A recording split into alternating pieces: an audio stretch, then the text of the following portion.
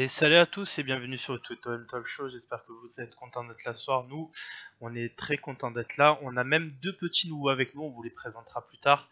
Donc ce sont des auditeurs comme vous, donc c'est pour ça on refera une petite invitation pour les auditeurs pour que vous puissiez vous exprimer. C'est toujours plus sympa de partager avec vous. Donc pour faire ce talk avec moi, je suis avec mon grand compère FX. Salut FX. Est-ce que t'es là FX? Des mieux de toi. Bien sûr, je suis là. Salut Julien, bonsoir à tous. Et je suis avec l'homme aux peintures que je suis avec René. Salut René. Bonsoir à tous. Je suis avec donc un petit nouveau, il fait partie de la communauté de la Team OM, donc c'est Benoît. Salut Benoît. Bonsoir à tous. Et je suis enfin avec un autre habitué de la Team OM, je suis avec Yannick Energizer, vous le connaissez sur le pseudo Energizer sur Twitter. Salut Energizer. Salut tout le monde. On t'entend faible, est-ce que tu peux rapprocher un petit peu le micro, augmenter un peu le micro? Energizer. Ouais, je vais essayer de faire ça, ouais. Ok, donc moi en attendant je vais vous présenter comme d'habitude le sommaire de ce soir, à savoir le débrief de Lyon OM, un petit peu le match catastrophe, hein. On a pas trop mal joué mais pourtant on a quand même perdu. On fera un petit focus sur les joueurs, vous en avez l'habitude. On fera un petit débat pour savoir si on est tout simplement à notre place et si il y a de quoi être optimiste pour la suite au vu du match d'hier soir. Enfin il y aura la petite partie de la causerie des tweets OM sur un sujet qui a été pas mal abordé par d'autres médias, mais on essaiera de faire un petit tour là-dessus.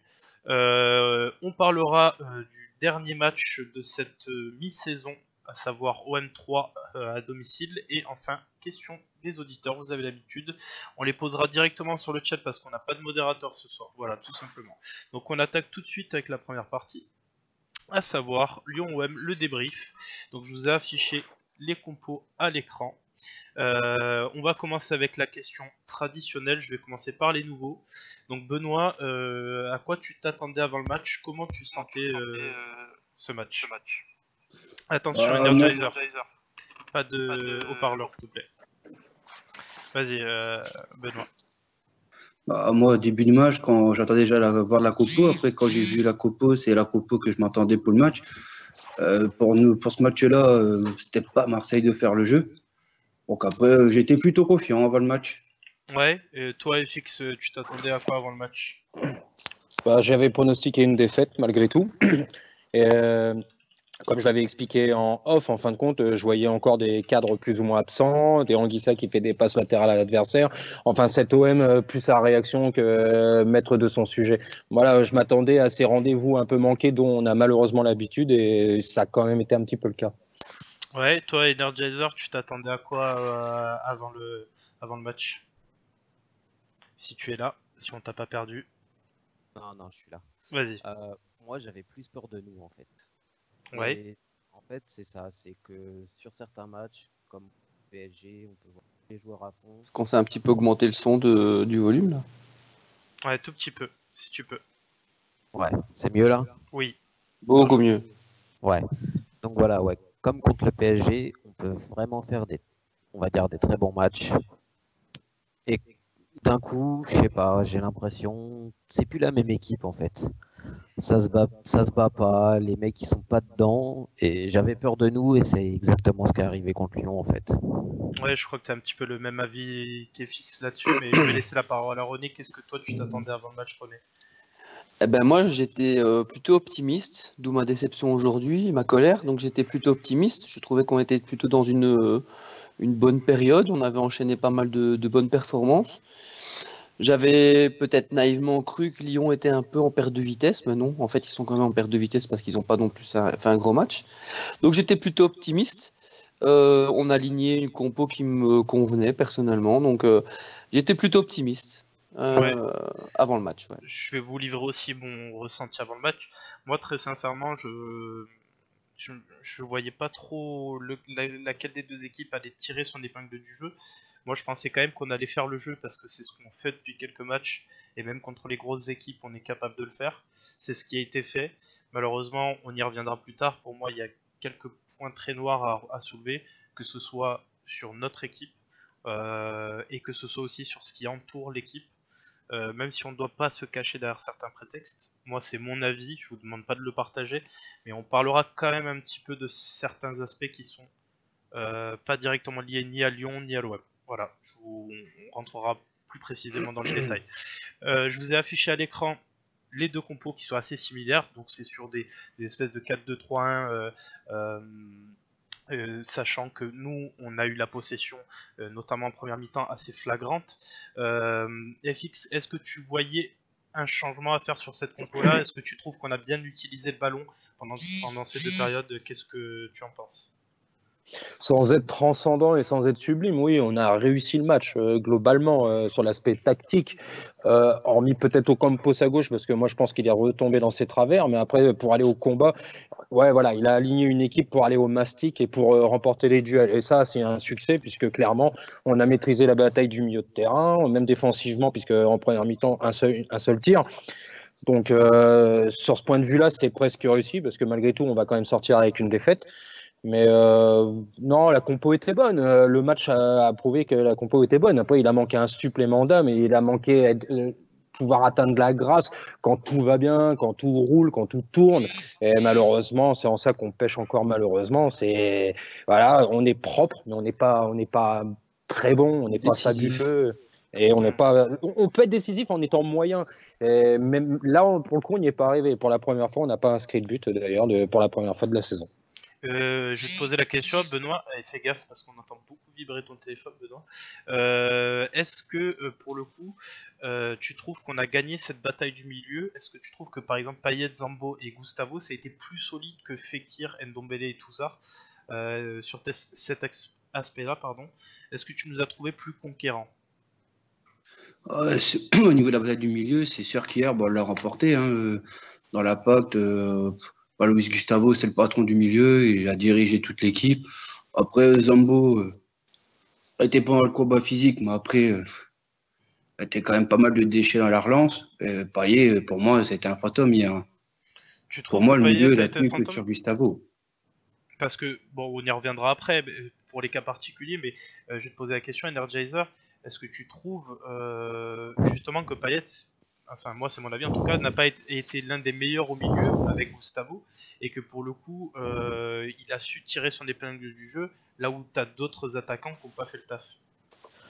On va dire avec Payet, il a de la chance d'avoir cette qualité de passe. Parce que si tu lui enlèves sa qualité de passe, il n'y a rien, quoi. Enfin, c'est le néant, limite. Oui. Parce que, ok, hier, si on a un vrai neuf, il y a peut-être 5 passes décisives, mais c'est tout. Tu trouves, René, toi aussi, tu trouves que c'est insuffisant, Payet, ou tu penses que ça peut venir d'ailleurs? Bah c'est clairement insuffisant. J'étais un de ces nombreux admirateurs, je vais dire, ces groupies, si c'est appelé à certains de dire ça comme ça. Mais là, je commence à perdre patience depuis quelques semaines. Alors oui, il y a 2-3 bons trucs dans le jeu, mais on l'a pas acheté pour ça. On l'a acheté pour qu'il sublime le jeu, pour qu'il sublime ses coéquipiers. Et force est de constater qu'on est loin de ça. Il y a peut-être eu de l'amélioration sur les corners, notamment sur la belle occasion de Rami qui est détournée par Lopez. Mais au niveau des coups francs, c'est toujours aussi mauvais en fait. Enfin, après, on pourra quand même souligner sa qualité de passe sur corner, par contre. Mais... Ouais, c'est ce que je viens de te dire, mais c'est pas ça qu'on attend de Dimitri Payet à quelques mois de la Coupe du Monde. Les semaines, les mois avancent, on espérait que le gars se sublime, et puis bah non, il est là, il sort pas du lot, c'est un peu triste quoi. Ce serait un autre joueur qui ferait ça, ça me dérangerait moins, mais c'est Payet, c'est le mec le plus cher du projet, voilà, c'est un peu dommage quoi. Je pense que le mec doit commencer un peu à se remettre en question. On rentrera un petit peu plus dans le détail sur le joueur. Juste, Efik, je vais te lancer sur un sujet.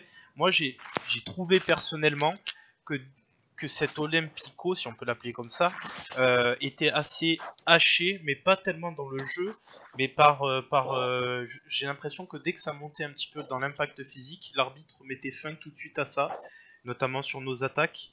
Est-ce que tu trouves pas que, justement, par exemple, beaucoup ont critiqué la prestation de Zambo, mais à chaque fois qu'il récupère un ballon, et je trouve proprement avec un poil d'agressivité, il était tout de suite sanctionné par une faute. Est-ce que tu trouves pas que le jeu a tout simplement été cassé quelque part par un certain arbitrage un peu Maison.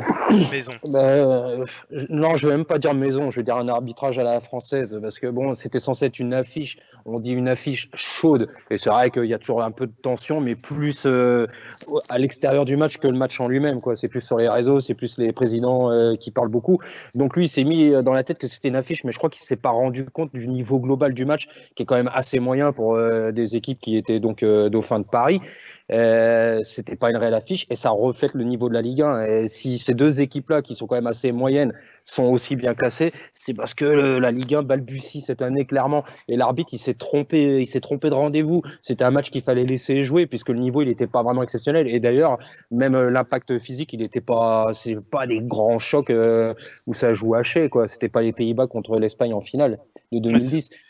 Donc l'arbitre s'est trompé de physionomie de match, il s'est trompé de philosophie en fin de compte. Lui, il a arbitré, oh ça va être tendu, ça va être la guerre. Et c'était pas du tout le cas. Donc oui, mauvaise appréhension du match.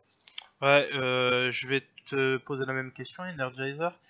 Qu'est-ce que tu penses? Est-ce que tu fais ce même constat-là? Alors attention, ne se cache pas derrière l'arbitrage qui a été pour moi pas bon du tout.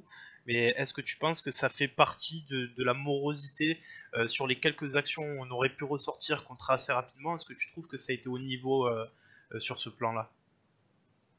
Non, pas du tout. C'est clair que sur un match comme ça, faut laisser jouer. Après, enfin, voilà, on va pas se cacher comme tu dis, mais on savait très bien que le match allait être comme ça. Tout le monde le savait. Tu regardes 90% des commentaires avant le match, les gens avaient plus peur de l'arbitre que d'autres choses. C'est ça.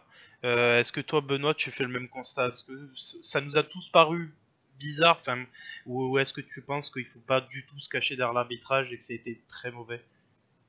Ah non, comme Energizer il a dit, bon, de toute façon on s'attendait comment l'arbitrage comment il aurait été. Bon, après, faut pas dire non plus, de toute façon Lyon et Marseille, au niveau du jeu c'est moyen, et on est des équipes moyennes du championnat de Ligue 1, c'est tout. Après, la Ligue 1 cette année, je la trouve assez faible, hein. Comme depuis quelques années, on peut le dire, hein. C'est un vrai constat qu'on peut faire.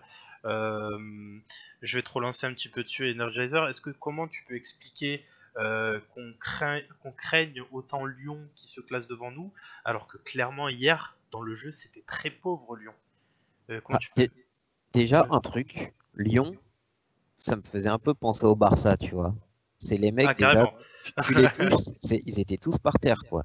Même, ouais, c'était le moins de petits contacts, et puis l'arbitre, il est rentré dedans. Bah ouais, mais c'est ça le problème, c'est qu'à partir du moment où ils ont capté que l'arbitre allait siffler pour eux, ils ont joué avec, hein. Voilà, et nous, une fois qu'on a vu que l'arbitre sifflait pour tout pour rien, et bah les mecs ont commencé un peu à lever le pied. Je voyais des mecs sur Twitter qui disaient ouais, faut leur rentrer dedans, faut leur rentrer dedans. Sauf que dès que tu leur mets un petit coup d'épaule, le mec il tombe. Il y a un moment, bah tu peux plus y aller en fait. Ouais, c'est plus possible. Est-ce que, enfin voilà, c'est pour ça.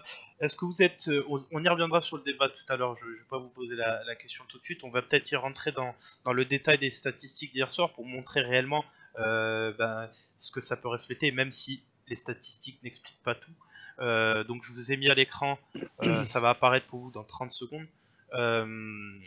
Vous avez 60% de possession à la fin du match pour l'OM, 40% pour Lyon, seulement 300 passes dans le match pour Lyon, là où on en fait 500. On a 19 frappes pour 5 cadrés. Alors ça on y reparlera, mais c'est beaucoup trop peu pour une équipe qui se veut offensive. 19 fautes pour l'OM, pour une équipe qui a le ballon 60% du temps. Donc clairement ça reflète un mal-être, je pense un malaise au niveau de l'arbitrage. Je crois pas que à chaque fois qu'on ait pris le ballon on a fait faute, etc. etc. D'un point de vue des statistiques, qu'est-ce que vous pouvez rajouter au constat qu'on a fait, FX? Est-ce que tu as quelque chose à rajouter là-dessus? Non, voilà, c'est ça. Ton tableau, il est globalement très bon. Il manque quand même une animation offensive toujours de notre part. On souffre toujours d'une capacité de centre et une capacité de finition. Donc finalement, on peut être dangereux par des percussions dans l'axe, par des petits coups techniques, mais le bilan collectif de nos attaques, Pour l'instant, nos schémas, voilà, il y a un constat un peu de fatalité d'ailleurs. Mais statistiquement, bah ouais, gagner la bataille du milieu, c'est ce qu'il y a de mieux. J'arrête pas de dire que dans le foot moderne, ce sont les duels. Mais derrière, il faut matérialiser par une bonne utilisation du ballon. Et là, bah, on a un problème à ce niveau-là. Lyon l'a moins ce problème, hein, finalement. Hein. Deux petits coups d'éclat, ça suffit. Je vais poser la question justement à René. Est-ce que c'est ça qui explique que Lyon soit mieux classé actuellement que nous? Parce qu'ils ont fait des matchs très moyens comme ça toute la saison. Mais devant, j'ai l'impression que ça enchaîne plus que chez nous, René. C'est plus réaliste. Est-ce que tu n'as pas C'est plus l'impression? réaliste, ça tourne un peu mieux chez nous. On le sait depuis le début de saison, on a un gros souci avec nos attaquants qui sont en perte de confiance ou qui sont pas assez doués ou j'en sais rien. Mais il y a un problème depuis le début de saison. Et hier, bah, ce problème, voilà, ça a pêché. C'est vrai qu'en off, je me suis peut-être montré très très dur avec l'équipe par rapport à hier. Quand je vois les statistiques, j'ai tendance à vouloir un peu adoucir mon discours, donc mea culpa à ce niveau-là. Maintenant, oui, voilà, on n'a pas mis les buts. Et ce qui me fait vraiment râler, c'est que l'équipe de Lyon était prenable hier par rapport à l'équipe de Lyon d'il y a 1 mois et demi, 2 mois, qui, et à mon sens, était plus forte que pour l'instant. Ben, il y avait clairement moyen de faire quelque chose et c'est très très ralent de partir de ce match sans au moins un point, quoi, parce que voilà, au niveau comptable, bah, il n'y a rien de fait, évidemment. On est mi-décembre, on est dans le peloton de tête. On n'est pas sur le podium aujourd'hui, mais moi, ça personnellement, ça me dérange pas. C'est la 38e journée et seulement la 38e journée qui comptera au niveau des places. Maintenant, le fait qu'on ne gagne pas des gros, comme j'ai lu sur Twitter, c'est rageant aussi. Du coup, bah, ça remet en cause un peu Rudy Garcia qui avait un peu été mis. Allez, on l'avait un peu oublié ces dernières semaines. On l'avait un peu oublié ces dernières semaines, vu que les performances s'enchaînaient, notamment contre Paris. Je pense qu'il y a pas mal de monde qui oublie le match de Paris. Maintenant, oui, c'est ralent parce que on n'arrive pas à concrétiser contre les gros, effectivement, c'est ralent. Maintenant, donc, voilà, pour moi, d'un point de vue comptable, c'est pas dramatique, mais dans la manière et dans le fait de ne pas faire tomber un top 4 ou un top 3, c'est un peu lourd, quoi. T'as raison de parler du match de Paris, mais je suis juste obligé de signaler un fait. Contre Paris, en fait, on a fait du Lyon. C'est-à-dire, sur nos deux occasions, on marque. Bah oui. Mais on le gagne pas ce match-là, malgré tout. Tu vois. C'est pour ça que j'ai d'autant plus les boules. C'est que, et j'en parlais ce matin avec un tweetos, j'arrive pas à comprendre que voilà, on arrive à se transcender contre Paris.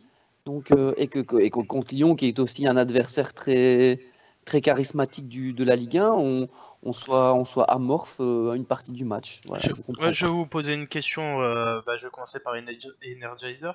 Moi, ce que je trouve, c'est que au final, j'ai trouvé Lyon assez émoussé. Notamment des mecs comme Nabil Fekir qui ont vraiment pas une grosse condition physique en plus, qui sont assez lourds, on va dire, pour être poli. Est-ce que tu trouves pas qu'au final, la gestion Garcia peut payer sur le temps et celle de Pep Genesio déclinée, puisqu'il aligne quasiment tout le temps son équipe type? Ouais, peut-être, mais j'ai trouvé Thauvin émoussé, déjà sur le match d'avant aussi. Hier, Thauvin, il a été fantomatique.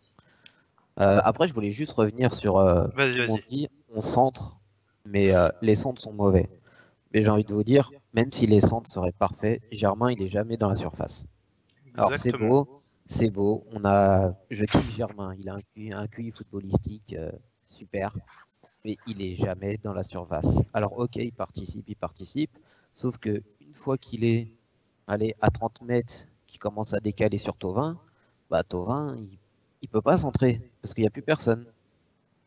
Ouais, donc c'est pour ça qu'il parfois il joue au héros. Ouais. Voilà, c'est ça. Bon, moi, voilà, je l'ai toujours dit, Thauvin, il me gave. Il veut tout le temps faire son héros à chaque match. Il veut marquer son but. Oui. Et j'avoue que par moment, il peut pas faire autrement en fait. Alors que Mitroglou participe beaucoup moins au jeu quand même. Mais lui, il est toujours dans la surface, derrière son défenseur. Mais dans la surface. Il fait pas grand-chose, mais il y est. Ça, c'est la différence avec Lyon. C'est que Lyon, ils ont Fekir et Diaz. Ils sont tous les deux, je crois, à 15 buts, il me semble. Ouais, c'est à peu près. Même plus que ça, parce que le Diaz, il a marqué sur les 13 dernières, sur les 15 dernières rencontres, il a marqué 13 fois. Enfin, c'est des statistiques quand même impressionnantes pour un neuf qu'on découvre aussi. Benoît, je vais te laisser répondre aussi sur la même question. Qu'est-ce que toi tu penses? Est-ce que tu penses que réellement c'est ce neuf qui nous fait défaut et c'est pour ça que les autres ne jouent pas bien au final et peut-être une dose de fatigue parce que Thauvin c'est un des seuls joueurs qui n'a pas trop tourné en ce début de saison. Déjà, sur le cas Thauvin, ouais, hier, je l'ai trouvé fort émoussé. Déjà, j'ai pas compris pourquoi il a joué le match de Rennes. Je pense que Garcia aurait pu le laisser souffler sur ce match-là. Après, au niveau du neuf, hier, vu la physionomie, t'es mené, j'ai pas compris pourquoi on n'est pas resté à deux attaquants avec Germain et Mitroglou. Avec Germain qui décroche beaucoup, qui participe au jeu, et Mitroglou de la surface, parce qu'hier, il y avait des centres. Mais Germain, au duel de la tête face à Marcelo, il pouvait récupérer aucun ballon, c'était impossible pour lui. Ouais, mais Alors que- je vais rebondir sur ce que tu dis justement. Moi, je vous ai déjà les gens livré mon sentiment en off. Je comprends pas pourquoi, avec une défense, parce qu'on l'a vu sur ces quelques matchs, ces derniers matchs, que Lyon était catastrophique en défense. Pourquoi tu as pas mis un mec comme NJ qui clairement leur met tous 3 mètres dans la vue. Marcelo, c'est lent. Morel, c'est lent. Et je comprends pas pourquoi sur ce match. Je vous le dis. C'est mon ressenti, vous me direz si vous êtes d'accord ou pas avec moi. Le fait que Garcia en veuille réellement à NJ, pour moi, va nous coûter des points jusqu'à la trêve, parce qu'après il y aura sûrement un autre attaquant, mais ça nous a coûté des points. Et ça... Ah, tu penses, toi? Oui, j'en suis persuadé. Voilà, je D'accord. vous dis mon ressenti. Est-ce que vous êtes d'accord avec moi? On va commencer avec Benoît. Est-ce que tu es d'accord avec moi que le fait que NJ soit mis de côté à tort, pour moi, soit une bonne chose et ça nous a pas fait perdre des points, notamment hier? Ouais, Inji, c'est plus dans les prestations, je l'ai pas trouvé énorme. Je trouve qu'il y a beaucoup de déchets, j'ai l'impression qu'il y a un peu Jean Foutiste. Oui, C'est mais même des fois frustrant. parce que tu lui donnes pas la confiance et que tu lui fais pas enchaîner le match. C'est comme tout attaquant, quoi. Après hier, sur le match d'hier, après quand il a sorti Ocampos, c'est vrai qu'il aurait pu tenter Inji sur le couloir gauche pour apporter de la vitesse, de la percussion. Exactement. Mais après, NJ en pointe comme ça, ça aurait rien changé comme Germain. Il l'aurait pas trouvé, il aurait été inexistant, il l'aurait pas trouvé dans le jeu. Après, pourquoi pas le mettre sur le couloir gauche, à l'associer avec Mitroglou qui est dans la surface pour les duels de la tête ou en renard des surfaces. Oui, pourquoi pas, ça Garcia, il aurait pu l'essayer. Ouais, Energizer, est-ce que tu as le même constat, pas le même constat? Tu peux être pas d'accord. Non, moi je suis assez d'accord, surtout que pour moi, NJ, c'est vraiment l'attaquant idéal pour notre, on va dire, pseudo-système de jeu. Voilà, de toute façon, on sait tous que cet hiver, à mon avis, il va partir. Ouais. Il faut vraiment qu'on se concentre sur un attaquant comme lui, en fait, un mec rapide, un minimum technique. Mais ouais, NJ, c'est vraiment l'attaquant qu'il nous faut, surtout avec les passeurs qu'on a, quoi. Avec Payet, Sanson, C'est Thauvin. surtout l'attaquant le plus en forme depuis le début de saison aussi. Et c'est celui qui peut Ouais, et rattraper c'est celui toutes les bourdes au niveau des c'est passes aussi. c'est celui qui croque le plus aussi. Aussi, ouais. Parce que contre Rennes, s'il croque pas, ça se trouve, on gagne le match. Mais il croque parce qu'il est bien placé et qu'il a des occasions aussi. C'est ça, et il faut se dire qu'il met 2 passes derrière. Les centres comme ça, comme il a mis NJ, j'en ai pas vu d'autres dans la saison. Après, Non, comme je disais sur Twitter, c'est lui notre meilleur centreur, limite. ouais, voilà. Donc FX, on n'a pas entendu ton avis là-dessus. Après, on passera à la partie. Vas-y. Moi, j'ai pas d'avis en fin de compte. Et puis recruter un attaquant, ça va être méga compliqué. Il y a Mitroglou, il y a Germain. Ils ont que 6 mois, enfin la première partie de saison. Donc, ça serait un constat d'échec. Donc, effectivement, NG paraît être le fusible à faire sauter. Et dans ce cas-là, il y a une place à gauche, mais une vraie place à gauche.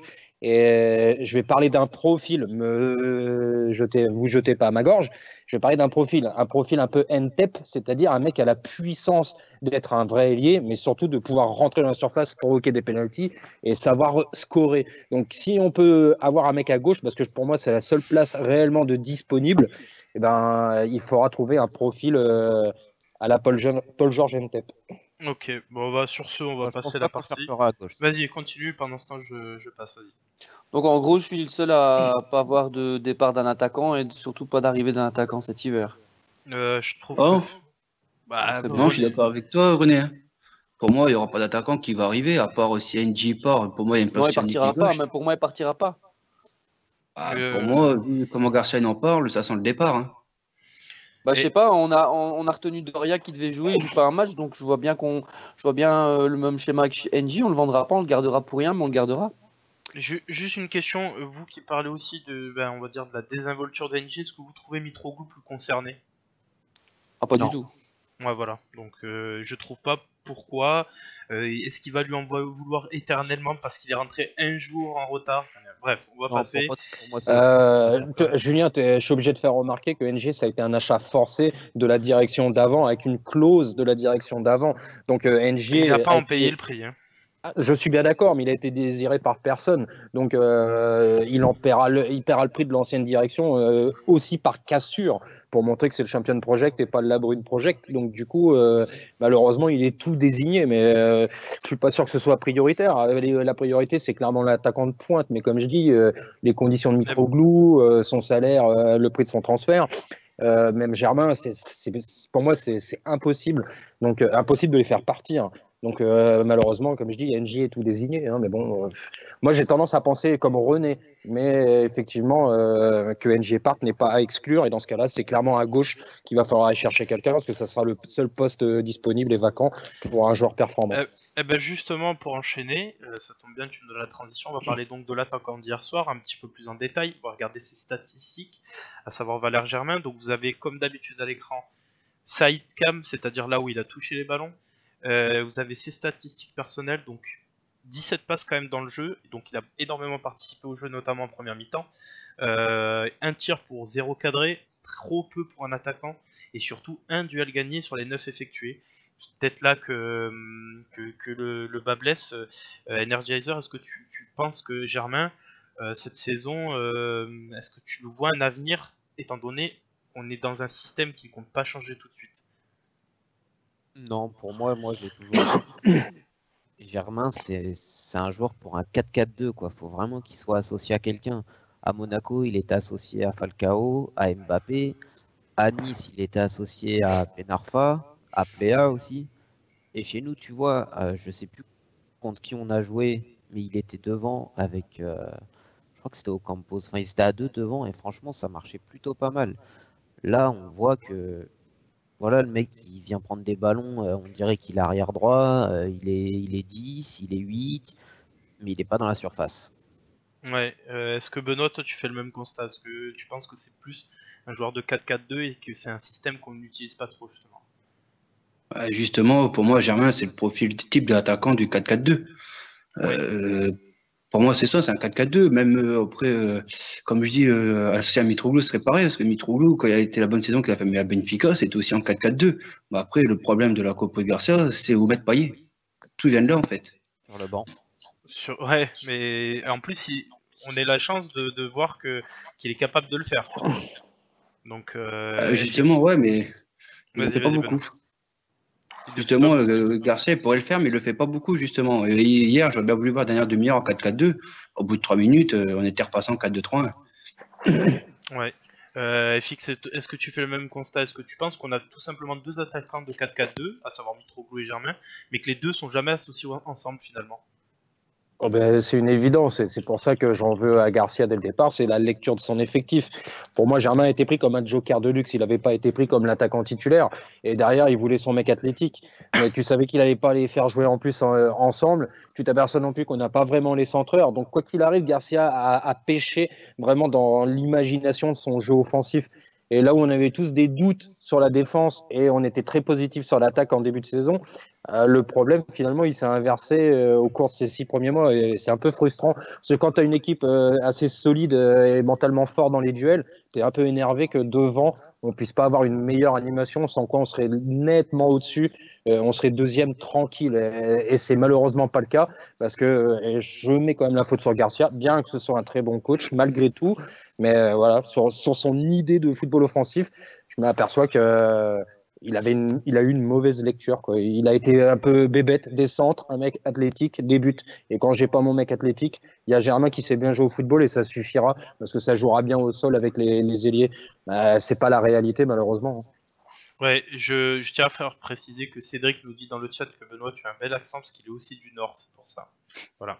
Donc je vais passer au prochain joueur, parce qu'on en a quand même un petit peu parlé en première partie. René, je vais te lancer directement dessus. On en a un petit peu parlé, Payet, donc c'est ton grand ami qui t'a bien déçu, qui a quand même fait 5 passes clés dans le match, donc c'est pas rien. On se rend compte qu'il Non, a... mais Alors, Juste, Il a des attends, bonnes stats, c'est pas la je question. je Julien, il a finis des ma bonnes question. stats. Est-ce que tu t'as pas trouvé tout simplement qu'il a fait 2 matchs? C'est-à-dire une première mi-temps, moi je l'ai trouvé très très bon, et une deuxième mi-temps où il n'arrive pas à suivre le rythme et il est complètement fantomatique. Vas-y. Oui, sur courant alternatif, comme trop souvent.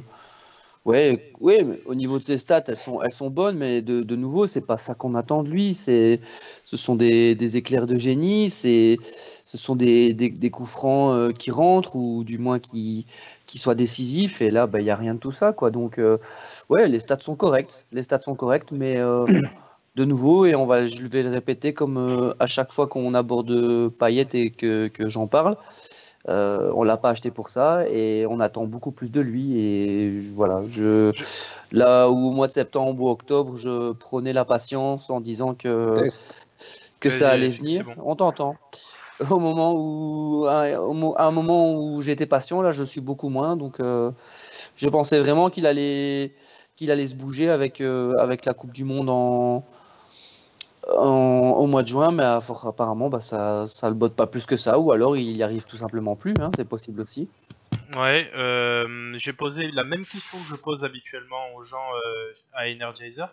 Est-ce que tu penses que Payet n'est pas encore à son niveau, ou est-ce que tu penses tout simplement qu'il est sur le déclin? Voilà, poser une vraie question.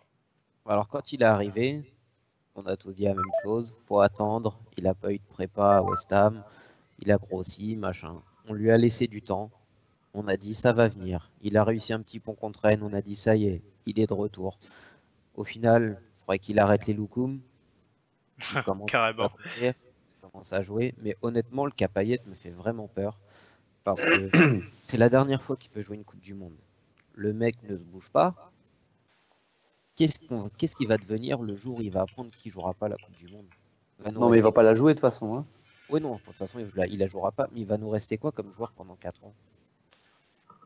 Moi, c'est ça Ouais. Ouais, non, mais tu soulèves une vraie question. Est-ce que toi, Benoît, tu penses comme Energizer? Est-ce que tu penses qu'on a acheté Payet? C'est un petit peu décevant parce que c'est censé être ta figure de proue du projet, et au final, tu te rends compte que tu t'es complètement loupé. Est-ce que tu as ce ressenti aussi?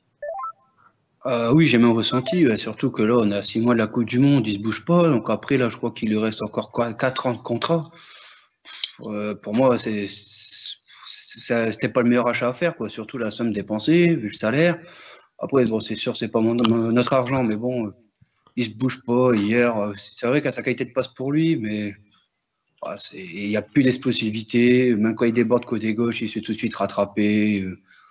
À part bien tirer les Maintenant, coups de pied arrêtés, à part les corners, parce que les coups francs, on n'en a pas vu un. Alors qu'à West Ham, il cartonne et tout. Pour moi, j'ai l'impression qu'il est sur le déclin et que pour moi, il est cuit, quoi. Ah, par contre, sur ça, enfin, je dis la même chose, mais je trouve que c'est facile de dire qu'il vaut pas les 30 millions, on a fait une erreur. Parce que moi, le premier qui le critique aujourd'hui, j'étais le premier de content qu'il revienne. On était tous contents, hein. C'est même voilà, c'est ça, pas. c'est ce que j'allais Parce dire qu'on aussi. s'attendait tous à voir le Payet de l'Euro et le Payet de West Ham, en fait. Parce que Mais si aujourd'hui tu as le Payet de West Ham, on n'en parlerait même pas. Ben voilà, c'est exactement ça. le truc, c'est est-ce que de se dire Et c'est un peu finalement. facile de s'en prendre, c'est un peu facile de s'en prendre à la direction en disant que 30 millions c'était une arnaque, etc. Acheter un joueur, c'est toujours aléatoire. Surtout À qu'il devait part si partir tu à 50. vas acheter, à part si tu vas acheter, je sais pas moi, Messi ou Ronaldo, mais acheter un joueur de foot, c'est hyper aléatoire. Tu peux pas savoir à l'avance ce que Mais ça va donner. Et ici, ben voilà, pour l'instant, on a tort. Ben voilà, c'est pas de bol. Non, mais je vais vous simplement un petit peu mettre de l'eau dans notre vin, on va dire. Est-ce que au final 30 millions, c'est avec le marché actuel, c'est pas tellement énorme, on va dire. Quand tu vois le prix par exemple d'un Krikoviak, d'un Jeze et compagnie qui ont été des flops complets à Paris, tu peux te dire que tu as le droit de faire des erreurs comme ça, et surtout en début de projet. C'est-à-dire que c'est une équipe qui se forme, c'est une équipe qui se découvre, qui découvre un petit peu le monde du football. Peut-être qu'ils feront plus ce genre d'erreur, et c'est peut-être un mal pour un bien, parce que tu fais l'erreur maintenant et derrière Mais tu sais c'était que le tu prix la du referas plus. marché de toute façon. Mais c'est ça, c'est pas plus cher Sinon, qu'un on les autre, quoi. mettait pas. Il y a bien une autre équipe qui les aurait mis. Donc, il y a pas d'arnaque. Il y a pas d'arnaque. Il y a rien du tout de tout ça. C'était le prix du marché pour un gars avec sa qualité et son expérience. Et puis voilà. Bon, pour l'instant, ça sourit pas. Espérons que dans les semaines qui viennent, maintenant, bah, Je vais juste faire On un va pas se test. mentir. Est-ce que Oui, je FX suis est là, Julien. Bah, Ok, évidemment. c'est bon. Ah, ça Après, va quand- alors. Lyon, Vas-y. Vous êtes toujours ouais, sur le cas Payet. C'est ça. Ouais. Parce que quand j'ai tu un vois truc à dire. Everton qui prend Attends, on laisse Klaassen parler. 28 millions, je crois. Euh, voilà, j'aurais préféré Klaassen à la limite. Aujourd'hui, j'aurais préféré Klaassen. Aujourd'hui, mais qui aurait pu le C'est dire ça. avant? Vas-y, FX. Bah en fait, oui, Payet, bon, sort une première mi-temps, on va dire, correcte. Et il aurait pu avoir la patte d'un grand joueur parce que, mine de rien, il distribue, mais alors un caviar monumental sur Rolando. Après, bah, c'est Rolando aussi qui fait sa quiche. Mais admettons que voilà, Rolando transforme, il relance aussi la physionomie du match. Et Payet aurait été aussi dans son élément d'avoir été présent dans un grand match avec une passe décisive évidente. Maintenant, voilà, il sort pas non plus un match exceptionnel, mais il aurait pu, au niveau des stats, être un joueur décisif hier, et même le corner sur la tête de Rami. Donc finalement, nos occasions réellement dangereuses, elles viennent aussi de Payet. Mais Très- bon, oui, il en faut plus. C'est très bon ce que tu viens de dire, FX, et c'est ça. Normal. Est-ce que... Est-ce que réellement on aurait dit que Payet avait fait un match en demi-teinte si les attaquants ou même si ceux qui ont eu l'opportunité de marquer auraient concrétisé leurs actions? C'est peut-être ça aussi. C'est parce que nos attaquants ou ceux qui ont les opportunités de marquer ne brillent pas qu'au final on arrive à se dire que ceux qui font la dernière passe ou qui auraient fait la dernière passe sont pas si top que ça. Non, je sais pas ce que vous en pensez, Ouais, mais le truc, c'est que comme les attaquants marquent pas, Payet, on voit tout ce qu'il fait de mal à côté en fait. Parce que s'il fait 3 passes décisives et qu'il court pas derrière, on s'en fout. Sauf que là, on marque pas, on galère, il défend pas, il se bouge pas, donc tout ça on le voit. exactement. Bon, on va passer au premier joueur, on va un petit peu avancer quand même. Je vais te lancer Benoît sur lui. Donc sa fiche va apparaître à l'écran, c'est Florian Thauvin. Tu as dit tout à l'heure que je crois que c'était toi qui avais dit qu'il était complètement fantomatique. Ça se retrouve un petit peu, il a fait que 7 duels dans le match alors qu'il est capable de beaucoup plus. Il a touché beaucoup moins de ballons que d'habitude, fait beaucoup moins de passes que d'habitude. Comment tu peux expliquer ça? Est-ce que tout simplement Lyon a trouvé le système anti-Thauvin, enfin la méthode anti-Thauvin, ou est-ce qu'il commence vraiment à s'émousser et à retomber un petit peu dans ses travers? Non, bah moi je pense que sur le match hier, c'était surtout qu'il était moussé. Euh, Après, c'est sûr qu'hier, bon, j'ai tout vu avoir bien bloqué le couloir avec Marcel. Mais après, pour moi, c'est juste un petit coup de fatigue. En plus, je crois qu'il y avait déjà un petit souci au mollet, d'après ce que j'avais pu lire. Oui. Donc après, il faut voir s'il n'a pas un petit coup de mou. Après, c'est sûr que sur ce match-là, on met plus en avant Thauvin parce qu'il a été fantomatique. Mais là, c'est la question que je me pose. C'est, on s'entendait beaucoup de Thauvin parce qu'on s'entend peut-être plus rien de Payet. Oui, c'est ça. C'est une très bonne analyse. Je René, crois aussi que Genesio avait un plan anti-Thauvin qui a merveilleusement fonctionné, puisque Thauvin, c'est quand même un des, si pas le joueur le plus décisif depuis le début de la saison, le plus dangereux du côté de l'OM. Et ben voilà, Genesio a su parfaitement trouver un plan anti-Thauvin, associé à peut-être une méforme du garçon sur la journée et sur la soirée, et puis voilà, ça a marché. Ouais, Tout simplement. Donc, faut peut-être rendre à César ce qui appartient à César. Genesio a quand même montré de belles capacités tactiques hier soir aussi. vas-y. Tout ça, si ce que tu dis, René, c'est justement, on n'a pas vu beaucoup Thauvin, et c'est peut-être pour ça aussi qu'on était défaillant dans les 25 derniers mètres hier. Oui, parce que ton Tout joueur à fait. le plus décisif. Vas-y. Je suis pas d'accord pour le coup avec ce qu'a dit René. Non, Genesio tactiquement rien du tout. Hier, il s'est complètement fait engoncer par les Marseillais et voilà, c'est tout. Thauvin était dans un mauvais match, un mauvais soir. C'est pas un bon plan sur lui. C'est Thauvin qui a foiré son match. Mais alors, par contre, moi, je vais pas du tout m'étendre sur son cas. Élise, pour l'instant, un merveilleux début de saison, une très très très bonne première partie. Il a été absent hier. C'est bon, je vais pas le. Moi, franchement, tant pis, le match d'après pour lui, mais alors là, sur ce match-là, je vais pas du tout. C'est drôle parce sa qu'on mauvaise pourrait avoir performance. on pourrait avoir le même discours pour Mandanda. On va y venir après. On pourrait avoir le même discours pour Mandanda. Or, on l'a pas. Oui, mais tu sais très bien qu'Agarien n'a pas le droit de louper son match comme les joueurs de champ, parce que ça se Ouais, voit ça c'est beaucoup ce que plus. certains se voit supporters plus. disent. Alors si tu dis ça parce que tu me vises moi ça m'empêchera pas, même Beaucoup si de gens. Mandanda a rapporté des points à l'équipe certes, mais tu te dois d'avoir un mec comme lui, doit être capable de rapporter des points dans les matchs décisifs. Or, Et cette pour saison, appuyer Julien, je vais rappeler que c'est lui dans la semaine qui a fait des déclarations, on va dire, les plus prononcées au niveau de l'envie. Si t'as pas Mandanda hier soir, d'aller c'est chercher peut-être des pas points. 2-0. Hein. mais tu t'en fous de perdre il a rien fait, 2-0, il a rien 4-0, fait, il a 5-0. Il a rien pas fait. sur le deuxième but. Ah, Ah t'as non, peut-être pas vu l'action juste avant le deuxième but sur la faute de Germain. T'as pas vu le double arrêt qu'il fait ou le Il en simple fait- ou le double arrêt. il en fait qu'un, il y a but derrière, donc la parade n'est pas décisive. Et- Il Ah, a si elle est juste décisive, retardé c'est parce qu'il y a l'échéance. faute sur Germain et que les joueurs s'arrêtent. Mais quand Alors- je dis il a rien D'accord avec fait, quand je dis il a rien fait, c'est parce que Lyon n'a rien fait. Alors, Attention, au passage, j'ai je revu n'ai l'action. pas, J'ai revu l'action, René. Si juste il sortait ce que Mandanda, c'est un gros défaut de Mandanda, il sort même pas sur le centre. Il sortait sur le centre, il n'y avait même pas débat derrière. Donc, Mandanda est un très bon gardien. Mandanda rapporte des points à l'OM. Il faut un Mandanda à l'OM. Mais dans les matchs décisifs, j'arrête pas de dire qu'il fait des erreurs, qu'il coûte des points. Ça lui arrive, comme ça arrivera à tout le monde. Malheureusement, hier soir, Anthony Lopez rapporte clairement des points à son équipe parce qu'il a fait des parades décisives, là où Mandanda n'a pas fait les parades décisives. C'est un constat, ça veut pas dire qu'il est mauvais ou qu'il doit pas être à l'OM. C'est sur le match d'hier, Je vous trouve extrêmement dur. sur 90 minutes, mais sur 90 minutes, il était pas là, c'est tout. Je parle pas de sa saison, de sa carrière. Une saison, ouais, mais voilà, mais un match c'est pas 90 minutes, Julien, c'est 38 journées. Moi, je suis sûr Non. que Et à la fin, il te fait gagner beaucoup plus de points que ce qu'il en fait perdre. Oui, mais Il fait- contre des adversaires décisifs, René. Vas-y.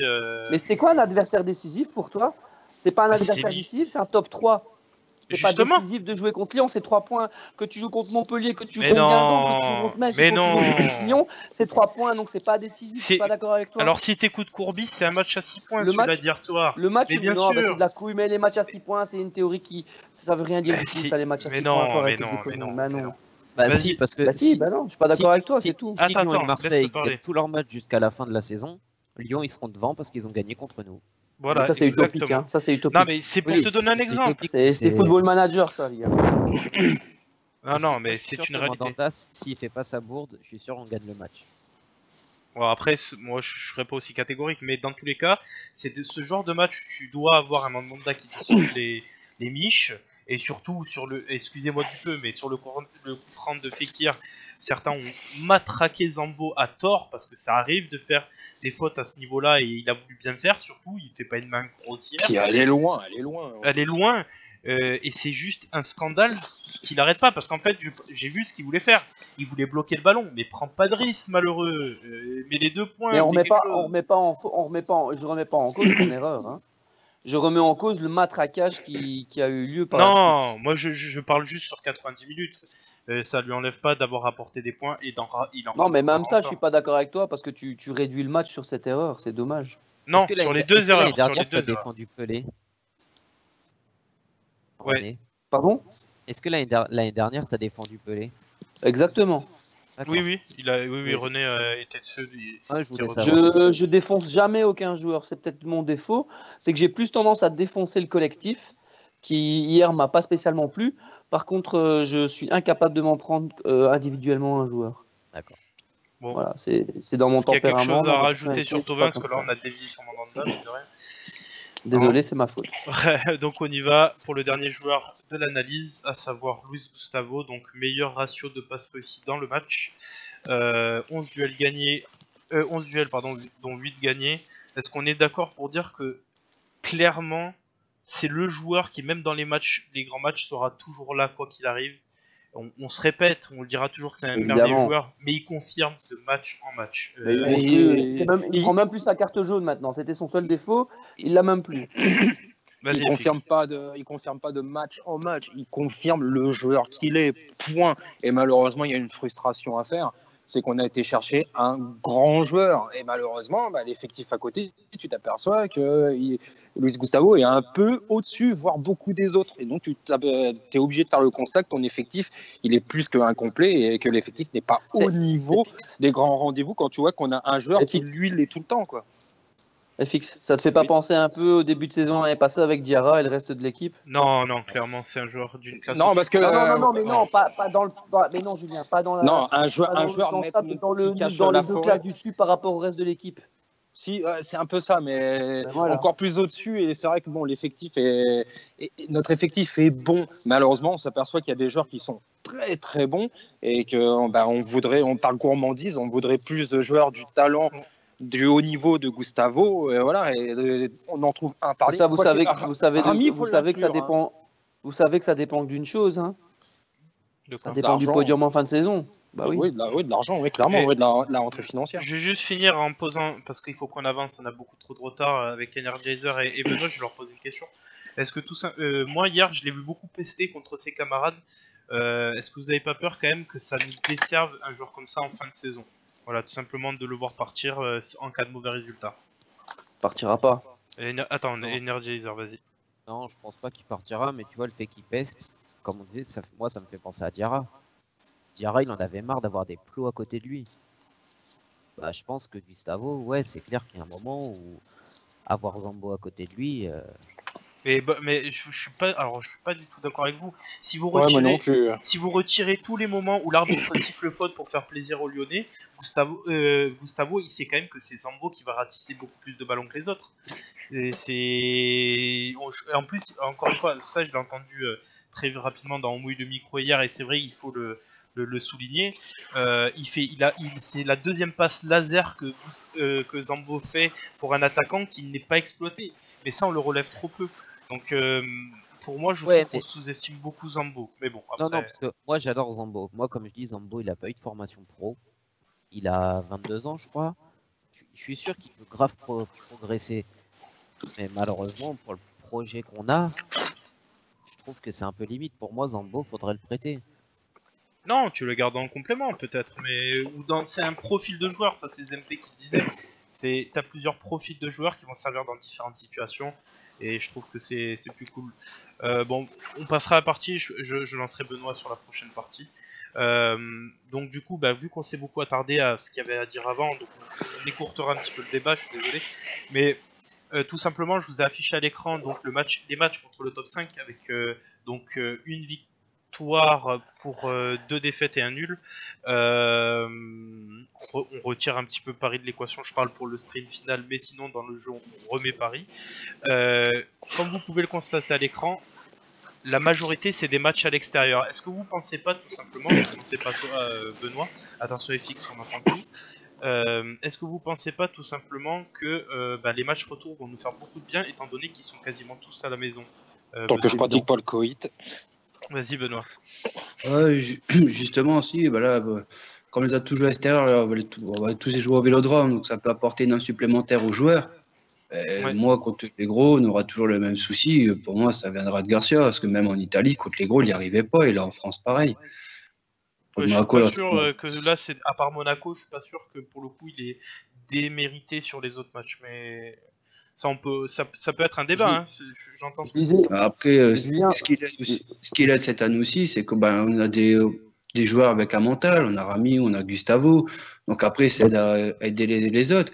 Mais après, sinon, dans les grands matchs, j'ai jamais eu un exploit de Garcia ou quelque chose, quoi. Toujours après Paris, les quand grands même, c'est matchs. un sacré exploit, hein, je te le dis. Hein. Cette saison, t'es Exploit presque en train de gagner. défensif. Exactement, ouais. Vas-y René, je te relance sur ce que tu voulais dire. Que cette semaine, j'avais vu des gars qui suivaient la Serie A, qui avaient suivi la Roma du temps de Garcia, et qui disaient que Garcia est quand même pas mal évolué par rapport à la Roma. Donc maintenant, moi, je peux pas le dire parce que je suis pas. Mais apparemment, le gars a quand même pas mal évolué, donc ça, c'est tout bon pour nous. Maintenant, c'est vrai que quand on regarde ton classement, bah oui, il y a le 6-1 contre Monaco qui fait du mal. Maintenant, ouais, Moi, je vais te le dire tout net, hein, je m'engage peut-être là-dessus. Au Dis-moi. retour, ça sera pas du tout la même physionomie. Je Ah, vous mais vois ce sera même pas gagner. du tout, mais c'est possible. Et même Lyon, hein, même Monaco et Lyon, pour moi, on peut faire un truc clairement, et on doit faire un truc de toute façon. On sera au pied du mur. Tout à l'heure, je disais que c'était pas un match qui pouvait jouer, mais là, voilà, il y a quand même ces 2 matchs-là, on devra quand même faire quelque chose de fort à la maison. Et j'espère qu'on fera quelque chose de fort, et on a les armes pour le faire. Faudra éviter le but dans les 5 premières minutes, quoi. C'est ça. Est-ce que Ouais. c'est pas un peu le Ça cancer devient de cette un mal équipe très cette année? latent, ça, par contre. Ah si, exactement, c'est notre cancer. À chaque fois, on se fout de notre gueule pour le fameux but en clair. Mais ils ont entièrement raison, les mecs. Ouais. Parlez un petit participer, c'est vrai, participer sur le chat les gars, parce qu'il y a Mars Bay qui se sent un petit peu seul. Ça, c'est c'est un parce petit que. monologue, Marseille. Mais vous savez pourquoi? C'est parce que, et on lui reprochera tous sur Twitter, je vous invite à aller vite tweeter @GuntherInhoJR et lui dire espèce de lâcheur. Voilà, c'est cadeau, c'est gratuit. Donc du coup, est-ce que FX, tu es confiant aussi pour ce retour des matchs, notamment la plupart à la maison? Sincèrement, oui, parce qu'il nous manque pas grand-chose. Franchement, on a eu un dernier cap à franchir. Voilà, c'est les grands rendez-vous, le moyen de ses ambitions, c'est-à-dire avoir le supplément d'âme et trouver la transe de dire on est meilleur et on vous emmerde. Il manque que ça réellement, quoi. Se faire respecter et marcher sur l'adversaire. Donc ça ressemblait à ça contre Paris, même si c'était plus un courage collectif défensif. Mais l'état d'esprit, c'était celui-ci. Donc tu te dis qu'entre Monaco et Lyon, le même état d'esprit, la même envie, normalement, ça passe. Et je suis assez confiant pour les matchs retour. J'espère juste un déclic. Il faut un déclic, que les joueurs comprennent que le podium, il est facilement accessible. Et je dis bien facilement parce que Lyon et Monaco sont plus que prenables et que derrière... On a la chance d'avoir une Ligue 1 qui est effectivement oui, pas très plus faible que ce qu'on attendait. Ce que tu dis, c'est vrai par contre. On n'a pas les couilles de dire on va vous tuer. Tu regardes, honnêtement, on a dû faire 2-3 matchs où vraiment on est rentré dedans directement, quoi. Ouais, c'est vrai. Mais voilà, le virage, il est tout petit hein, pour qu'on soit vraiment redoutable. Et c'est pour ça que je suis un peu frustré d'hier, parce que il manque peu de choses et j'espère qu'on va le choper. Et ça va peut-être passer encore une fois au mercato avec un joueur intelligent. Parce que quand on repense à Luis Gustavo, putain, il coûte pas cher. Et c'est le l'achat intelligent. C'est un maître achat, hein, Gustavo, le prix qui était payé. Pour finir la partie, parce qu'on a pris beaucoup de retard, je pose la question à Benoît, est-ce que tu penses que notre salut passera forcément par un mercato, encore une fois intelligent ou même un petit peu démesuré, mais est-ce que ça passera forcément par le mercato? Oui, cette question se pose même pas. Pour moi, déjà, il faudrait déjà un renfort en milieu défensif pour épauler un peu Gustavo, parce que des fois, il se sent un peu seul. Après, il faudrait trouver déjà un ailier gauche. Après, quand on a ça, après, on pourra peut-être prétendre à jouer la deuxième place. Mais sans ça, je ne vois pas tenir la cadence. Ouais, je précise, ouais, je pense qu'on est tous d'accord pour se dire que ça passera par le mercato, pour combler ce qui manque de toute façon. Ouais, le petit pourcentage qui manque, ouais, je pense. Juste pour préciser à Audley dans le chat que Abdenour est seulement prêté, et pas acheté. Voilà. Tant mieux. Oui, mais que l'option a déjà été levée pour la deuxième année. Oui, mais on s'en fout de l'avoir en quatrième remplaçant. Voilà. Ouais, moi, je m'en fous pas. Bon. C'est un prêt, mais bon.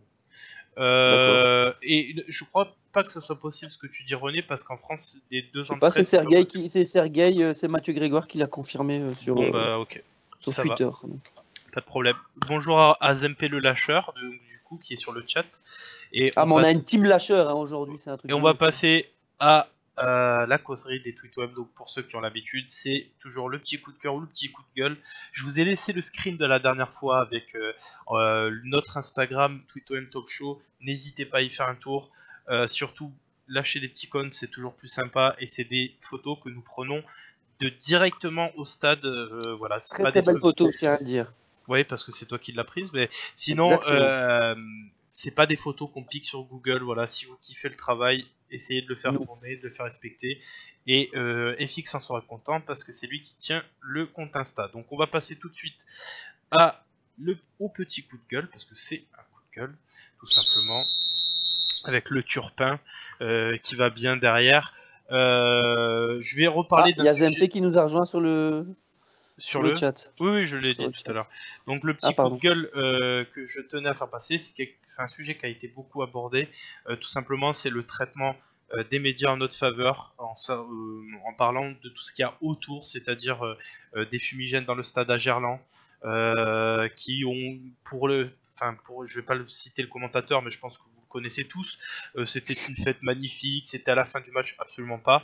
Il y en avait avant le match, à la mi-temps, après le match. Il y a eu des bananes qui ont été lancées derrière les buts de Steve Mandanda. Alors les Lyonnais sur Twitter nous affirment que c'est à chaque match. Alors, mais justement, c'est encore pire que ce soit à chaque match. La banane, Julien, pour être précis, si je peux me permettre d'intervenir, parce que j'ai... pas Gerland, oui. La banane, en fait, c'est une banane gonflable ou une banane en plastique, du moins. Et il y en a une seule. Et apparemment, cette banane, selon nos amis supporters lyonnais, qui sont absolument pas fachos, c'est connu de tout le monde, Oui. cette banane, c'est pas du tout pour provoquer un gardien qui serait black dans les cages de l'OM. C'était juste pour te donner la cadence entre virages opposés. Donc ça n'a rien à voir avec, Oui, bien avec ça. évidemment. Selon, Oui. évidemment. Une Bah oui, banane ça- qui ça fait tient tout 50 à fait. cm. Voilà. Pour l'anecdote, j'étais en 91 à l'ancien Vélodrome, on a reçu Saint-Étienne, il y avait Joseph-Antoine Bell-Le-Traite, et dans la tribune, il y avait des gens déguisés en gorilles, chez les Ultras, il y avait aussi des bananes, beaucoup de bananes. Bernard Tapie y est allé, leur a fait fermer leur gueule, il les a menacés de supprimer les abonnements. Ça n'est plus arrivé au Vélodrome depuis 1991. Là, on arrive à 2018. On vient de voir ça au parc de je sais pas quoi là, au parc des Mythos. Donc ouais, Au pourquoi parc pas. qui Hein. fait du miel. Et la Marseillaise à la 88e aussi, c'est pour synchroniser les virages. Oui, exactement. C'est ça. Oui.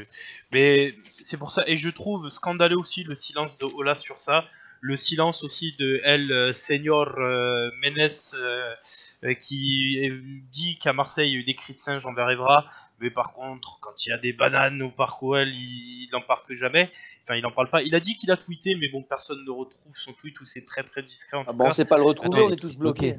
Oui, mais Ah, en je peux même- vous dire qu'il l'a retweeté. Ah, il l'a retweeté. Bon, bah, on est sauvé alors, parce qu'il en a vraiment fait qu'un tweet et pas parlé au micro du CFC, comme il l'a très bien fait pour l'OM. Voilà, c'était un petit coup de gueule, tout simplement pour parler de ce traitement médiatique. Je ne parlerai pas aussi de ce qui me tient vraiment à cœur, mais de dire que des mecs comme Riolo sont capables de dire que c'est très bien qu'il y ait des faits de jeu, d'arbitrage, c'est le foot, c'est ça le foot, alors que c'est chaque semaine. Je trouve qu'au contraire ça détruit le foot. Mais ça c'est mon avis, on pourra y revenir plus tard mais pas dans ce talk là. Voilà. On va passer prochaine partie. Donc on va se faire un petit avant-match les gars, le dernier de cette mi-saison, à savoir OM3 l'avant-match, donc dernier match aussi au Vélodrome pour l'année 2017. Tout simplement, je vous ai mis les deux compositions possibles, donc j'ai mis le retour de Lopez aux côtés de Gustavo, Sanson en 10, Payet à gauche, peut-être une équipe un petit peu plus joueuse avec Sarr aussi, contre une équipe qui, ma foi, Fils, toi qui regardes un petit peu de temps en temps les autres équipes, ma foi qui est aussi très joueuse. Qu'est-ce que tu penses de cette composition de 3 ? La composition, je m'en bats un peu les steaks. Moi, c'est la philosophie qu'ils ont en général et ça ressemble vraiment à ce que faisait Jean-Marc Furlan à l'époque. C'est-à-dire, et ce que fait aussi Thierry Laurey à Strasbourg, c'est-à-dire du football courage. Voilà, c'est la philosophie un peu à la Bielsa. Football, football, football. On s'en fout de nos qualités. Si on peut tenir sur la durée, on a une philosophie, on s'y tient. Donc, c'est le genre d'équipe. J'aime bien, c'est toujours agréable. C'est ce qui fait aussi que notre deuxième partie de classement de Ligue 1 est intéressant en revanche, parce que la Ligue 1 est faible sur la première partie, sur la deuxième partie, voilà, il y a des équipes comme Angers, comme Troyes, comme Strasbourg, Amiens, voilà, qui sont joueuses. Et moi, j'aime un peu la rébellion philosophique de ces équipes-là, qui sont là pour proposer du football. Et c'est peut-être aussi grâce à eux que parfois on peut avoir des 3-0, des 4-0. Donc voilà, la composition troyenne, perso, elle a l'air quand même d'être assez offensive et ça colle parfaitement avec la mentalité du coach. Attends 2 secondes. René, t'es là ? Oui, mais je ne fais absolument rien. Ah, parce qu'on a un petit grésillement. Ouais, toi qui... Ça vient pas de chez moi. Alors juste, je vais si je dois poser 3 pièces sur l'équipe adverse, ça va être donc ma foi sur le petit Kawi, donc vous me direz les autres ce que vous en pensez, qui revient bien et qui serait peut-être une solution pour nous, pourquoi pas, d'avoir un petit jeune comme ça qui peut éclater, donc soit le reprêter, soit le récupérer.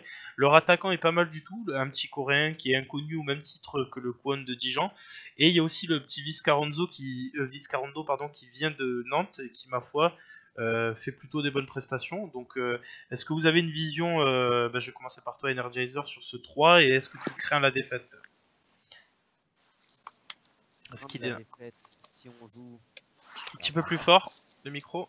Ouais, donc crainte de la défaite, non. Si on joue, on perdra pas. Oui. Et je pense que justement, le fait que 3 jouent, ça va peut-être nous faciliter les choses, un peu comme Caen. Parce que je trouve que Caen, ils ont un peu une mentalité pareille à jouer et tout. On leur en a mis 5. Et je pense que là, ça peut nous aider une équipe qui joue. Parce qu'on a tout le temps galéré contre les bus. Et j'espère vraiment que 3 va jouer. Est-ce que Benoît, toi, tu as la même réflexion? Parce que tu te dis que c'est une équipe joueuse, ça nous convient parfaitement en fait. Ah oui, c'est ça, 3, c'est une équipe joueuse, ça va laisser des espaces, ça sera un match ouvert, mais là, normalement, Marseille a gagné ce match-là. Après, 3, c'est sûr, ils vont ouvrir le jeu, et nous, ça va nous faciliter la tâche. Et Payet, juste ce match-là, trouvera peut-être bon, parce qu'il y aura peut-être plus d'espace. Je suis obligé de faire le mec chiant qui contredit, mais on a passé des pilules finalement aux deux équipes qui sont venues avec un bus avec 5 défenseurs, Guingamp et Caen, même si Guingamp ça a été un petit score, mais dans le jeu, on les a quand même étriés avec des poteaux un peu de partout. Donc malheureusement, il y a un petit paradoxe à faire avec ça. Mais je suis quand même dans l'idée, enfin je partage l'idée qu'effectivement, si eux ils jouent, ça peut être bénéfique pour nous. Si tout le monde répond présent, surtout au milieu de terrain, normalement ça peut aller un peu plus vite devant.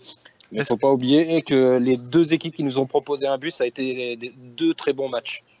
Juste, Benoît, pour finir sur cet avant-match, à moins que quelqu'un d'autre ait quelque chose à rajouter, est-ce que tu penses que, j'ai affiché donc une petite compo, notre compo sera de ce style-là, c'est-à-dire assez joueuse contre une équipe assez joueuse, ou est-ce qu'on remettra un petit peu de physique au milieu?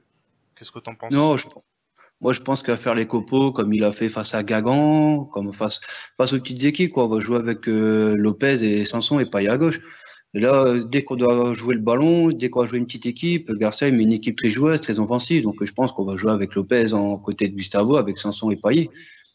Après, Ouais. l'attaquant, ça, je sais pas. Ce sera pas NJ par contre. Ce sera pas NJ, je l'ai mis parce que vous le savez, c'est ce que j'aimerais au final, mais juste une question, FX, tu me réponds par oui ou par non, et René pareil, je pose la même question. Si on avait mis une équipe de ce style-là très joueuse contre Lyon, est-ce que vous pensez pas qu'on aurait un peu mieux, enfin un meilleur gain de cause? Non. Non? René? Non. Bon, bah voilà, c'était juste la question. Pardon. Voilà. Donc non, mais c'est une question que je posais. C'est tout. Moi, je pense. Non, que par oui. contre, je pense que quand même tout est réuni pour qu'on fasse un gros match. C'est le dernier match de l'année. On joue à la maison. On Ils perd auront à cœur contre de un se concurrent rattraper. direct. On a à cœur de se rattraper avec un public qui est exigeant parce que c'est un public de connaisseurs. Donc tout est réuni, absolument tout, pour qu'on fasse un beau et grand match à la maison. Donc un petit Et je message. pronostiquerai bien un 2 ou 3-0. Ouais. Donc comme je dis, Azempe, mon ami, je mets NJ sur la compo et je te bip. Voilà. Je fais ce que je veux. Donc on va passer. Ou non, je pense pas qu'il y aura des gains au stade de Marsveil. Je viens de voir ton commentaire parce que tout simplement, bah, c'est toujours comme ça, un petit dernier match. On a l'occasion de se rattraper à domicile. On n'est pas si mal placé que ça. Honnêtement, si ça serait une fausse excuse de se dire s'il y a personne au stade, c'est parce qu'on n'est pas bon en ce moment. Moi, je trouve qu'on devrait venir au stade pour toutes les affiches, soutenir au maximum l'équipe, et puis voilà.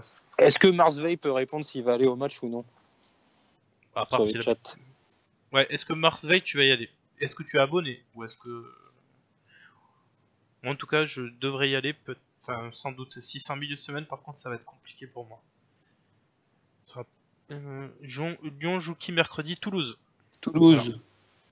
Arbitré Euh, par Monsieur Le Texier que Monsieur Aulas n'aura pas manqué de féliciter il y a 3 jours. Ah bah oui. il est à l'affût ou pas? Il est à l'affût ou pas? Donc c'est fantastique. Bon, si vous avez... est-ce qu'il y a quelque chose à rajouter, les gars? Oui, non. Que tu étais très bon encore ce soir, Julien. Marsveil dit qu'il n'est pas abonné mais qu'il hésite. Ben, Marsveil, je t'invite gratuitement. Si Julien y va, tu l'accompagnes. Il te dira comment faire, mais je t'invite gratuitement. Ok. Bon bah voilà, Et c'est Comme fait. ça, Marsveil remplira le vélodrome. Alors avec les sous-winners, non, parce que nous on est tous du virage nord et voilà. Je vais pas en dire plus, mais bon, on est voilà. Parce qu'il n'y a rien à dire de plus. Il n'y a rien à dire de plus. On vous adore les sous-winners, hein. Un petit peu moins en off, mais on vous adore. Bah non, on aime tous les supporters de l'OM, qu'est-ce que tu racontes? Tu Non, viendras en DM, Marsveil. non, je dis ça parce que j'ai un ami à moi qui est au sous-winners qui me traite de footix tous les matins, mais vient en pantalon Chelsea tous les matins. Ça me fait beaucoup rire. Voilà. Donc, c'était simplement pour lui faire une petite dédicace. Voilà, donc on va passer à l'instant question-réponse, c'est votre moment tout simplement. D'habitude, Energizer ou Benoît, vous êtes derrière le chat en train de poser les questions. Ce coup-ci, vous allez y répondre si vous êtes là. Donc posez vos questions dans le chat. Ce soir on n'a pas de modérateur parce que ce sont des lâcheurs, donc vous pouvez directement les poser, on y répondra, pas de problème. Je sais pas si sur le hashtag Twitch ou du coup toi Energizer tu avais posé des questions sur le hashtag, si tu veux les poser maintenant tu peux. Je sais pas si t'es revenu d'ailleurs. Il est pas là je crois qu'il est parti voir l'enfant. Les sauce winners ce sont les supporters de paillettes. Les sauce winners, très très bon ça, très bonne blague. C'est du niveau de René ça. Bah oui, bien sûr. Ouais. Alors, attends, Encore sur la gueule du Belge, bah tiens. Alors vas-y, essayez de meubler pendant ce temps, je vais chercher les questions de Energizer sur le Twitch Live. Je vais parler de la recette de la tarte myrtille alors, dans ce cas-là. Vas-y si tu veux, ouais. Attends, récemment. Ou alors, René, est-ce que tu peux nous faire un point sur la composition des fricadelles? Attends, c'est bon, stop. C'est bon. Que pensez-vous d'un C'est bien prêt moi de quand tu sors des trucs comme ça, FX, parce que là, Que pensez-vous d'un prêt de Giroud cet hiver? La Coupe du Monde arrive, on sait que le mec va se déchirer pour la faire, contrairement à notre Loukoum sur jambe. Je pense qu'il pense à Payet quand il dit ça. Donc j'aime pas son non, style. il pense à Mitroglou. Mitroglou. Ah bah oui. Ouais. Non, je parlais de Payet. Ah voilà, tu vois, je t'ai bien déchiffré. Donc du coup, Energizer posait cette question. Que pensez-vous de Giroud? Moi, je te réponds tout de suite. Illusoire, irréel. Si tu veux mon avis tout de suite, je te dis direct, j'en veux pas, il a refusé l'OM en été, qu'il est se faire foutre. Vas-y FX. Ça dépendra que de Wenger, parce que c'est lui la vraie tête de con dans tout ça. Sans quoi, la façon dont tu le présentes, Energizer, je te réponds oui. Ouais. Est-ce que Zempe vous manque? C'est une question de Zempe Kyo.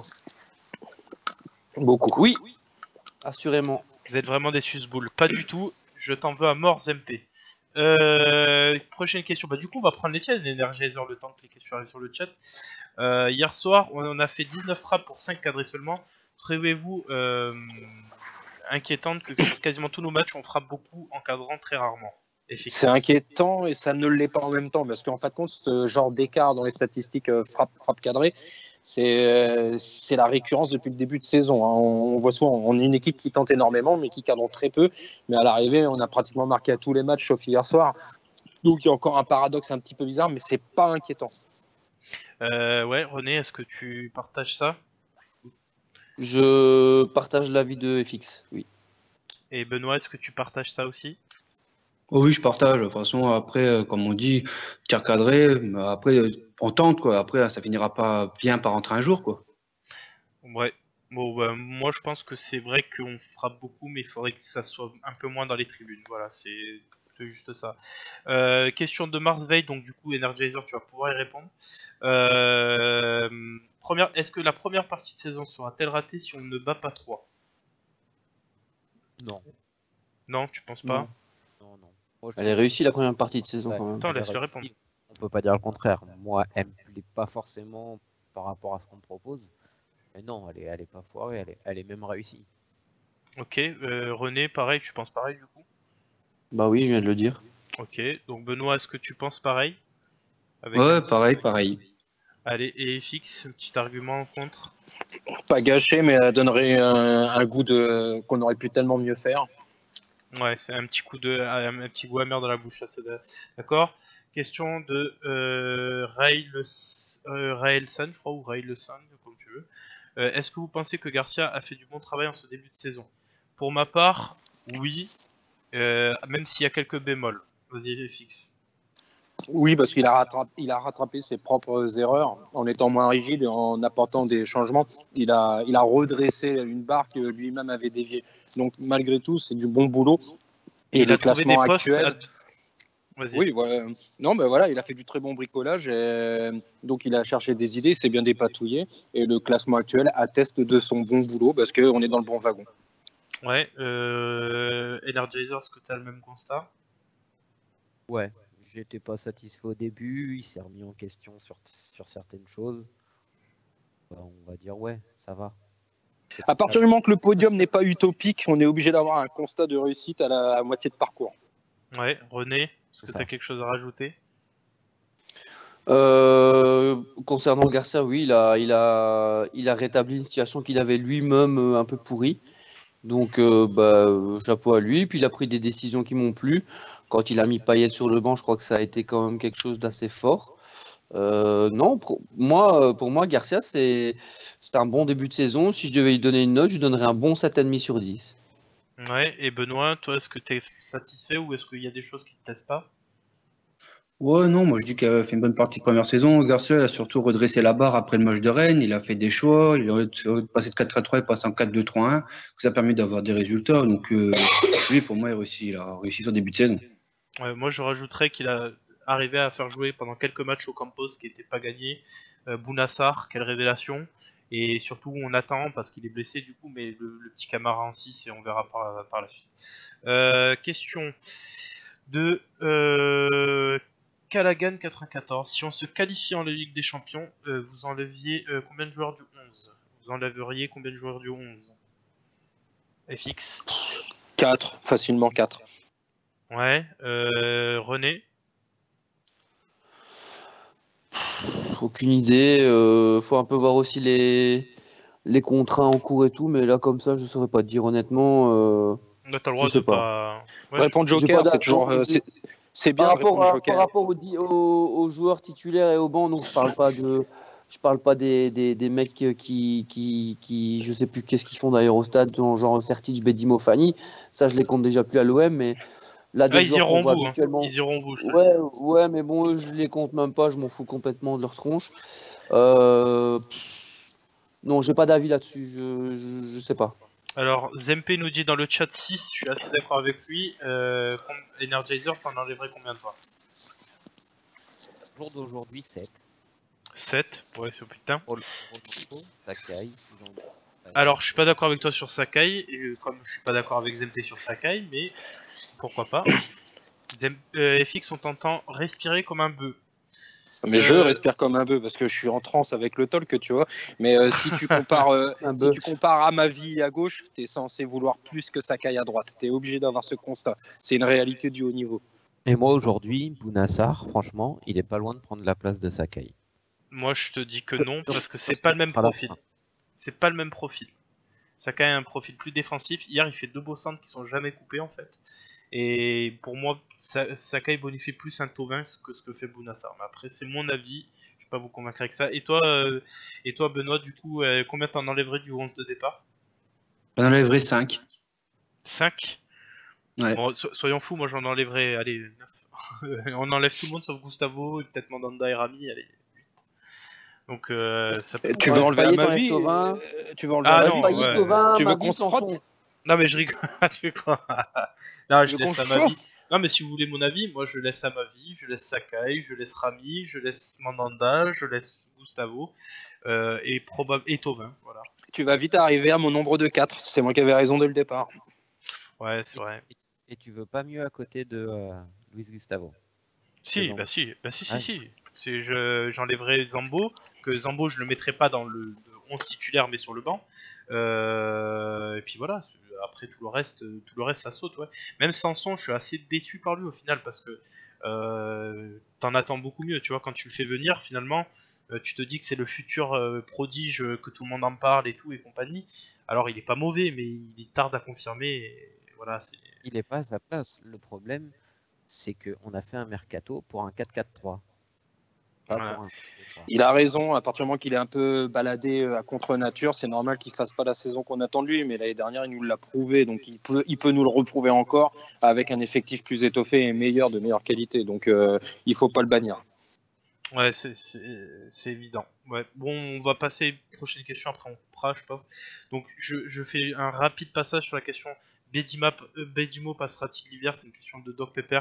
Oui, il ira au bout de son contrat, il touchera ses 160K jusqu'à ses 30, je sais pas combien d'années. Il va nous casser les couilles jusqu'à la fin, mais c'est comme ça, c'est aussi les déchets de l'ancienne direction. On sera à sa place, on ferait la même chose, hein, faut jamais oublier ça. Bah oui, on sera à sa place, on ferait tous la même chose. On prendrait les 160K. C'est un mec qui vient de Lyon, c'est un complot, il est là pour pourrir. Ouais, c'est ça. Ouais. On est allé le chercher. Hein. Aussi. Et attends, est-ce que JHE a changé son comportement de point de vue en ce qui concerne les supporters ou bien il est juste plus silencieux mais n'en pense pas moins?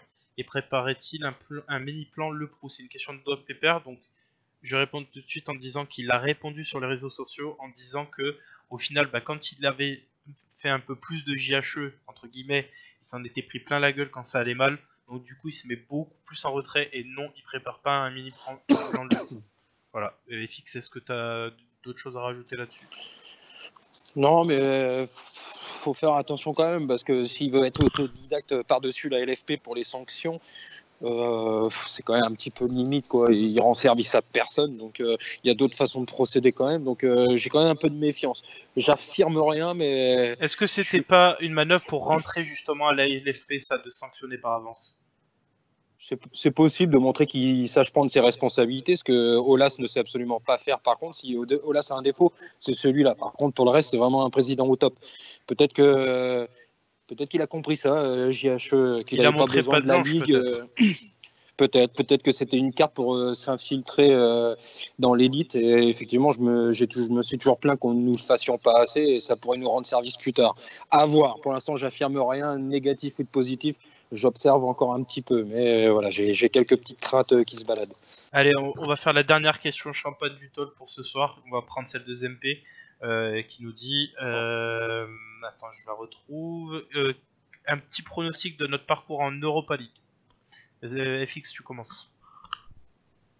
Pourquoi non, la question est nulle, c'est bon, c'est la trêve, c'est pas avant février, non, je pronostique rien. C'est une question de Zempe, hein. Je dis ça, je dis rien. Alors moi je vais répondre parce que j'aime beaucoup Zempe, que je trouve sa Vas-y, question René. très pertinente. Je nous vois faire un quart de finale. Voilà. Ok, Energizer, qu'est-ce que tu nous vois faire en espérant, on va dire, dans l'hypothèse où on ferait un recrutement intelligent? Honnêtement, ouais, on va dire un quart. Ouais, pareil, un quart. Il y a Rider Luluberlu qui nous dit une finale chez Olas. Est-ce que Benoît, t'es d'accord avec ça? Ouais, pourquoi pas, ça serait beau, surtout de la reporter ce Groupama Stadium, ça serait magnifique. Là, oui, là, je signe des deux mains. Ouais, moi aussi. Pareil. Vous Même savez avec quoi les deux pieds. Tu peux signer dès aujourd'hui aussi. Hein. Ouais, bien joué, très très bonne vanne. Merci. Non, mais Merci. il est tard, hein, je le ferai à minuit une pour bien le faire demain, ok? Ouais, D'accord. voilà. Bon bah du coup, nous je pense qu'on a fait un tour complet sur ce talk-là. À vous prévenir, enfin on vous annonce par avance qu'il y aura donc un deuxième talk, soit en fin de semaine, soit en début de semaine prochaine, pour faire un bilan complet de la mi-saison, en essayant de spéculer un petit peu sur le mercato, sur ce qui a été, ce qui n'a pas été. Il y aura peut-être un invité d'ici là. Donc en tout cas, nous on est content d'avoir fait ce talk en votre compagnie. N'hésitez pas à parler de nous autour de vous, que ce soit sur Twitter, que ce soit sur Facebook, que ce soit sur Instagram. Je remercie. Ça prend 2 secondes. Et retweeter, ça prend 2 secondes, mais pour nous c'est énorme parce que ça fait venir beaucoup plus de monde. Je remercie mes deux invités du soir, à savoir Energizer et Benoît. Merci d'être venus. J'espère que vous avez pris du plaisir d'avoir participé. Ouais, merci à vous. Et nous, on va se quitter et je vous tiens au courant sur le compte officiel. Bonne soirée à tous et à bientôt. Et allez l'OM.